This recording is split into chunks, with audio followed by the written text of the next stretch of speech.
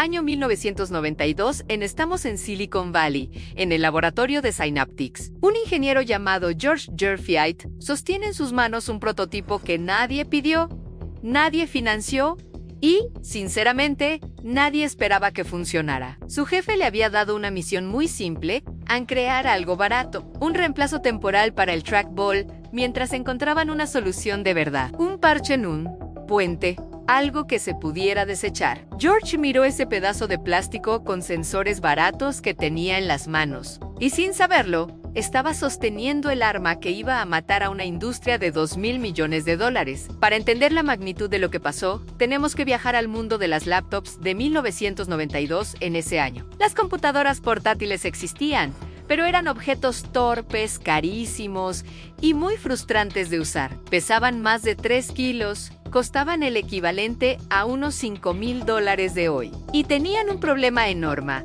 nadie había resuelto cómo mover el cursor sin un mouse. La solución que dominaba el mercado era el trackball, una esfera de goma insertada en el teclado o a un costado del equipo que el usuario giraba con él. Pulgar funcionaba, no era elegante, pero funcionaba y era un negocio gigantesco. En 1993, el mercado global de trackballs para laptops valía exactamente $2.200 millones. Había fábricas enteras dedicadas a fabricar esas bolitas, ingenieros especializados en su mecánica, proveedores de goma especial, toda una cadena de valor construida alrededor de una simple esfera de goma. Synaptics, fundada en 1986, era una empresa pequeña que trabajaba en tecnología de sensores táctiles para aplicaciones industriales.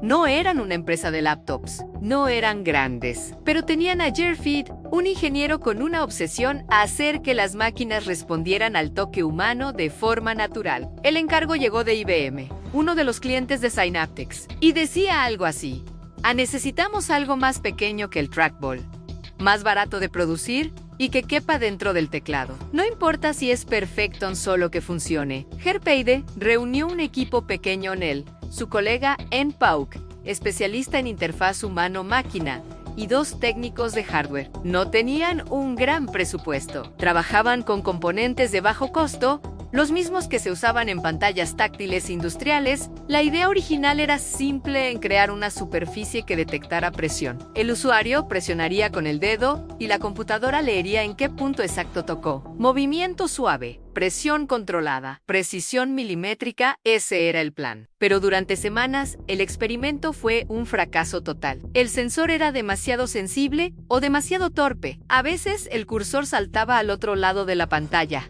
A veces, simplemente no se movía. N. Pauk documentó cada intento en un cuaderno amarillo que todavía existe en los archivos de Synaptics. Es increíble pensar en cuántas veces estuvieron a punto de rendirse. De hecho, el equipo consideró abandonar el proyecto en 3 ocasiones distintas. El propio Jurfeit admitió años después que la noche del 14 de octubre de 1992 estuvo a punto de presentar un informe de fracaso en C. Imaginan, ¿no? La historia de la tecnología moderna pendiendo de un hilo. Pero esa noche no lo hizo. Y lo que pasó al día siguiente cambiaría absolutamente todo. Es 15 de octubre de 1992, volvemos al laboratorio de Synaptics. Jurfeit había dormido solo 3 horas. Conectó el prototipo a una laptop IBM ThinkPad y pasó el dedo por la superficie, esperando el mismo resultado de siempre: en que el cursor saltara, se congelara o no respondiera. Pero esta vez, el cursor se movió suavemente en línea recta, exactamente hacia donde él había deslizado el dedo. Jurfeit pensó que era un error, que algo estaba mal. Lo intentó de nuevo. El cursor siguió su dedo con una precisión que nunca antes habían logrado. ¿Qué había cambiado? Lo que había pasado esa noche, sin que nadie lo planeara, fue que Jurfeit había ajustado el sensor para leer capacitancia eléctrica, no presión mecánica. Es decir, el sensor no leía la fuerza del dedo, sino la carga eléctrica natural que emite la piel humana. Cada dedo humano emite una pequeña carga eléctrica, y esa carga es única, constante y detectable. Sin querer, Jurfeit había creado el primer dispositivo que leía la electricidad del cuerpo humano para controlar una máquina. Inmediatamente llamó a N. Pauk. Ella pasó el dedo. Funcionó. Llamaron a los 2 técnicos. Funcionó. llamaron al guardia de seguridad del edificio, que jamás en su vida había visto una laptop. Le pidieron que pasara el dedo. Funcionó, sin instrucciones, sin entrenamiento, sin un manual. El touchpad era el primer dispositivo en la historia de la computación que cualquier ser humano podía usar de forma completamente intuitiva. En las semanas siguientes, Gurfey y Ann Poke tomaron una decisión que definiría el futuro de la tecnología. En lugar de reportar el descubrimiento como un simple accidente y seguir buscando la solución original de presión mecánica, decidieron apostar todo por este nuevo camino. No fue fácil. La dirección de Synaptics dudaba. IBM dudaba. Los ejecutivos de la industria que vieron los primeros prototipos dijeron que era un juguete, que la gente nunca iba a confiar en un pedazo de plástico liso sin ningún botón mecánico que diera esa sensación de control. Pero Yerpeide respondió con datos. En sus pruebas internas, el 100% de los usuarios que probaban el touchpad por primera vez podían usarlo de forma correcta en menos de 30 segundos. Con el trackball, esa cifra era solo del 32%. Los números no mentían. La decisión clave llegó en 1994. Apple Computer estaba buscando un dispositivo de cursor para su nueva línea de laptops. PowerBook. Tenían dos opciones sobre la mesa: Ankun, trackball mejorado de un proveedor japonés, o el touchpad de Synaptics. Eligieron el touchpad, y cuando el PowerBook 500 salió al mercado con el primer touchpad comercial de la historia, la industria del trackball empezó a morir. Los números son brutales. En 1993, la industria del trackball para laptops era, como dijimos, un negocio de $2.200 millones.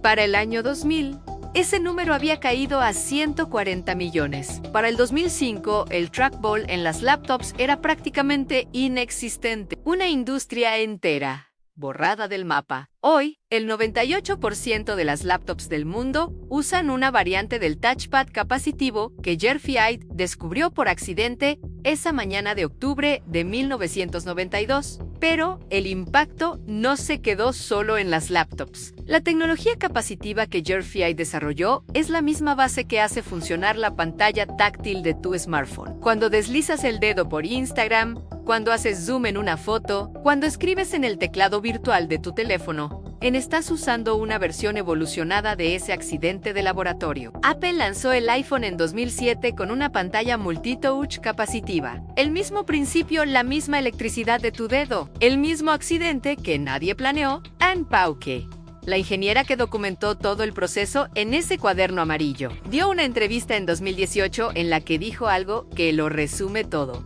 Nos dijeron que estábamos construyendo un parche temporal. 30 años después, parece que el parche se quedó para siempre. Hay algo que me parece fascinante de esta historia. George Gurfey no estaba intentando cambiar el mundo. No tenía un plan maestro. No quería destruir la industria del trackball ni fundar una revolución tecnológica. Estaba intentando hacer algo barato, algo temporal, un parche y sin querer creó la base de cómo los humanos interactuamos con las máquinas en el siglo XXI. Eso me hace pensar, ¿cuántos de los inventos que usamos todos los días nacieron exactamente igual? No de la genialidad planificada, sino del accidente bien observado. Si esta historia te pareció tan increíble como a mí, suscríbete. Cada semana traigo un invento que cambió el mundo de formas que nadie vio venir. Y si conoces a alguien que usa su laptop todos los días y no tiene idea de esta historia, compártela. Ann merece saberlo. Nos vemos en el próximo video.